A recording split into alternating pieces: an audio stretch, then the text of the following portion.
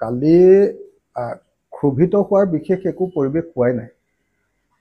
সদায় সাধাৰণভাৱে আমাৰ যি ধৰণৰ আলোচনা হয়, তৰ্ক বিতৰ্ক হয়, আলোচনা হয় আৰু সিদ্ধান্ত হয়, কালিও একদম তেনেকুৱা গণতান্ত্ৰিক পদ্ধতিৰে গোটেই কথাখিনি হৈছে। মাজতে প্ৰদ্যুৎ দাই অকণমান প্ৰদ্যুৎ দা আগতে নাহেতো ইয়ালৈ, গতিকে ইয়াৰ ভিতৰৰ পৰিৱেশটো আমাৰ গম নাপায় যে তাত এটা ডেমক্ৰেটিক পৰিৱেশত আমাৰ আলোচনা বিলোচনাৰ মাজেদিয়ে সিদ্ধান্ত হয়।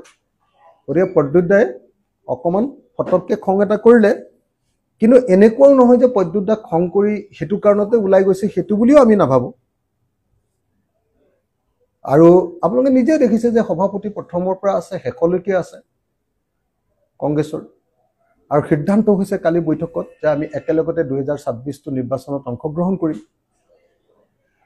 2026ত ঐক্যবদ্ধভাৱে বিজেপিক পৰাভূত কৰিম। চবে কালি কৈ আছে যে সাম্প্ৰদায়িক আৰু ফেচিবাদী বিজেপিক যদি একেলগতে পৰাভূত নকৰোঁ, তেতিয়াহ'লে অসমীয়াৰ ভৱিষ্যত নাই।